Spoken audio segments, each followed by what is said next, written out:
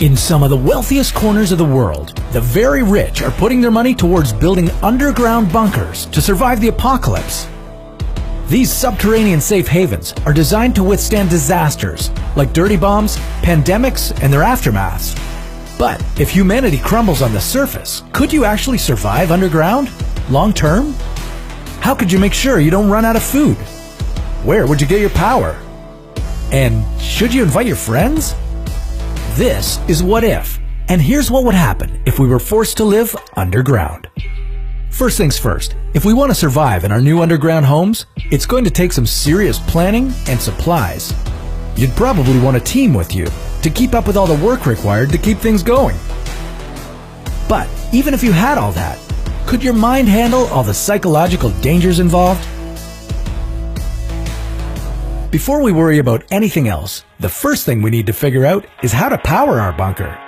Well, it's safe to assume that any cataclysmic event would have wiped out our power grid, and any power workers are probably dead or hiding in their own bunkers. So the obvious solution would be just to plop a bunch of solar panels down and then we'd be good, right? Not exactly. Depending on what the conditions are like above the surface, solar panels may not even receive any sun, and we probably couldn't venture out to maintain them.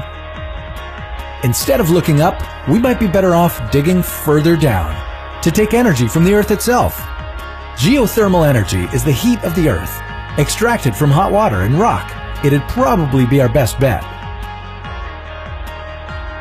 Once we got the lights on, we'd need to focus on access to fresh water.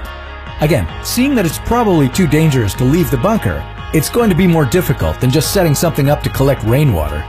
So we'll dig some more until we hit a source. But we have to be very careful. For one thing, all this water would need to be purified before drinking. And we'd also have to contain the source to avoid flooding. This is a bunker, not an in-ground pool. All this digging would make us pretty hungry, so we'd have to stock up on lots of canned food before bunkering down. Non-perishable meals would do wonders, but the supply would only last so long. If we wanted to outlast it, we'd have to set up some hydroponic gardens to grow fruits and vegetables.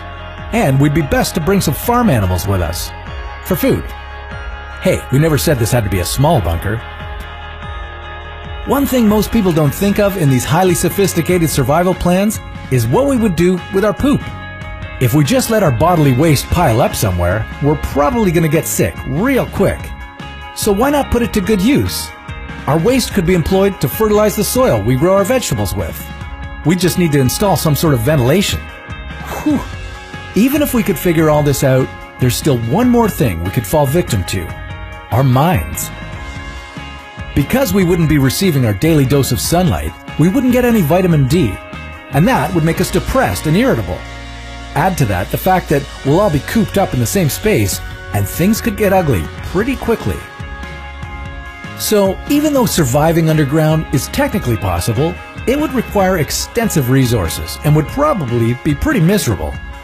But hey, these are billionaires trying to build bunkers right now. So maybe one of them will figure out a way to safely replicate the sun's rays. But that's a topic for another What If.